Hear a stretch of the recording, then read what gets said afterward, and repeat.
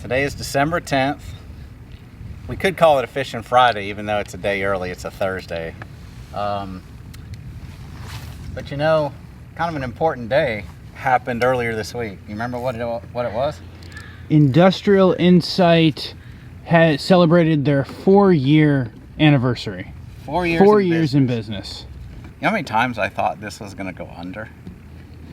I think our conversations were a good part of the first year and a half, 2 years. Yeah. I mean, what was it, $109.52 Yeah. in 17? No, was it November 30th? You know, you certainly think you're going to go under. The only saving grace is I had, I think at the time, like $70,000 in accounts receivable. Mm-hmm. So I knew money was coming. But I remember calling Christina out on the patio like in October of that year and saying, it's bad and it's going to get worse, and here's what's going to have to happen for us to make it. But literally, you don't think you're going to make it during those times. I remember even as late as, I think it was March or April of 18, I came here, paddled out to the flats, and had one of those long chats with myself where I was like, I just need to shut this down. You know, we had some issues with one of our largest customers. Like, I didn't know if they were going to keep going forward, you know, with what we were doing. I mean, I knew they probably would, but there was a little bit of doubt in my mind, right? So I sit there and think, what happens if they don't? What am I going to do? And literally, it was like, do I need to shut this down? And I remember having a conversation with somebody at that facility on the way back. And one thing I've always noticed is when I start talking about what we do and how we do it, I just feel that passion just bubble up in me, right? But even as late as that, I was like, I don't know if we're going to make it. Actually, there's one even later than that. Like, I just hired Eric, and he started working with a customer, and they had long payment terms, and I do my cash flow analysis, and I'm sitting in an airport the first week he's with me, and I'm like, we're going to run out of money in like October, November. We're not going to get paid till the first part of December. You know, and fortunately we were able to work some things out where we got paid quicker, you know, and cash flow got way better really quickly after that. But I just think back to all those times, like there's probably been 4 or 5 times where I was like, I just don't know if this is going to make it. And, you know, and I thought about this, and I'm gonna say this because I got to be true to who I am. You know, there are people that are watching this that follow me that are either agnostic, atheist, Muslim, Christian. You know, but I'm gonna have to be true to myself here. I'm a devoted follower of Jesus Christ. I'm a, deep-seated Christian. This has stretched my faith. It has emboldened my faith. And I feel like I just have to use what God has gifted me as a talent, as the people He's put in front of me, the customers He's put in front of me. You know, and on these videos, you and I have talked about this. I want to be who I am. I want everyone who meets me to say, hey, you're not any different than the guy I watch on the YouTube videos. So I have to give God the glory here because it's Him that provided this. I wish I could take all the credit, but He gifted me the talent, the ability, the customers, the relationships that I have over my 20 plus years that have helped me be successful. So I wouldn't be true to myself or anyone else if I didn't give Him the thanks and the glory for that, right? And for those of you that don't believe and think I'm crazy, that's okay. Just respect the fact that I have a very deep-seated faith and opinion on that, okay? I don't ask you to agree. And I hope everybody watching can appreciate that and know that, I'm not here to preach to you. I'm just here to be true to who I am and true to the Lord that I serve. You know, and I would be disingenuous if I didn't give Him the credit He deserves. But I guess, if you'd asked a 25-year-old Jim,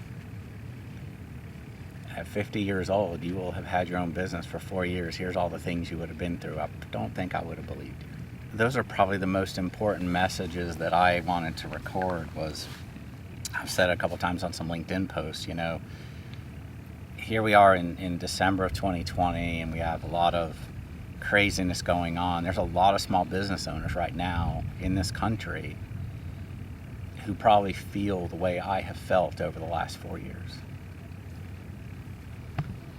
And in some cases, the cards are stacked against them because their own government is saying, you have to shut down. I can't imagine going through that. It's hard enough to survive in a normal marketplace, But I just want to encourage all those small business owners or people that are thinking about doing something for themselves or starting up something. Don't be afraid. And I think what drove me, and I remember this in my Facebook post, where I reflected, when I first went out, I was like, I don't think I could go to my grave having not even tried, right? If I fail, I fail, okay? It's money. Yeah, my retirement plan is going to be, hi, welcome to Walmart, even though we probably won't even have people like that around Walmart. I don't have a backup plan here, I don't have a plan B. This is it. And I know there's a lot of small business owners that are in the same boat I am, and I just encourage you to keep going. Don't be afraid of your dreams, and keep fighting for what you believe in. Yeah, Tia started with us on March 15th. She gets to my house, and it was literally the first time I had ever met her face to face. Right, I literally hired her without ever having met her, and we talked about it, but we knew enough people who knew each other, and we had checked up on each other enough. We had enough conversations that we felt very comfortable. But literally, I remember telling her that first day, like, you might be walking back to Denver. We don't know. They may shut airports down and all that. And one of her flights, actually, on Friday when she left, got canceled. But I remember thinking that week, what have I done? Mm-hmm. But what was very interesting is in the next 4 or 5 weeks, we got enough orders that literally carried us through the rest of the year. Mm-hmm. Like, I knew we were going to be okay, whether we booked anything else or not. And we did a couple other things. But, I mean, to me, that was amazing. And again, that was God providing, right? Because I'm literally like, oh my gosh, what have I done? I've taken this young lady from a good job, where she was very busy. And interestingly enough, the thing she was working on at the other company kind of went away. Mm-hmm. One because of the pandemic, and one because of something that happened at that customer site. They had a fire or something. So literally those 2 assignments went away, and she's been slammed with me. Mm-hmm. She stayed incredibly busy. But that truly was amazing to watch. That here we had this situation where we have this global pandemic happening and just tremendous doubt.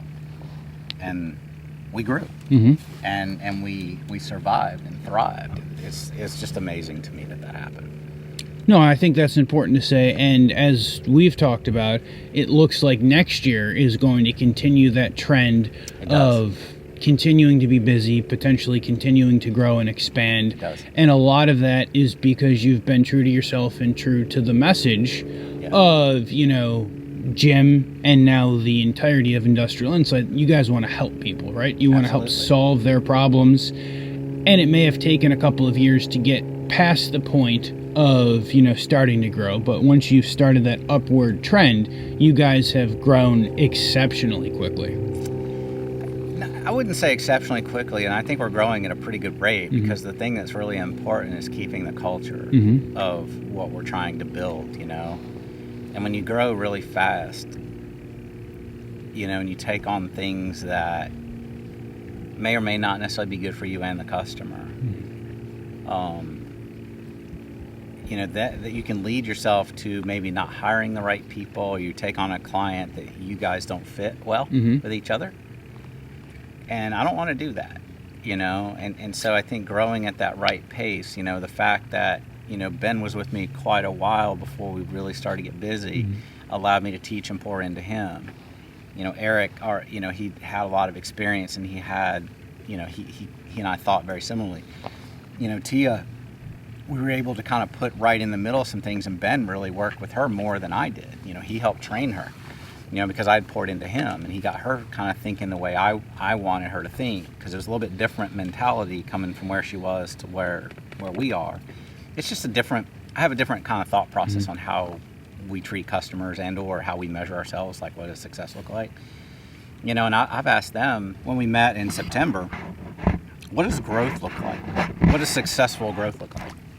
And so, we really wanted to understand that and make sure we don't grow too fast. We grow at the right rate so that we keep the right culture and we find the right people. Because that's really important, especially as young as we are and as small as we are. 1 or 2 hires can completely stem the culture completely. So I think the right growth rate is like really important, and I think we will expand next year based on what I'm hearing from some customers. I think we will have to, and that's good. And we have some people identified that we would love to hire, and hopefully that works out. That will absolutely fit the culture and what we're trying to do. What would you like to see in year 5 for Industrial Insight? A continued diversification of customers, like different markets. Like it looks like we may get into more of the oil and gas market some this year. I'd like to get into potentially the power, water, wastewater. So that way we're diversified across, many industries.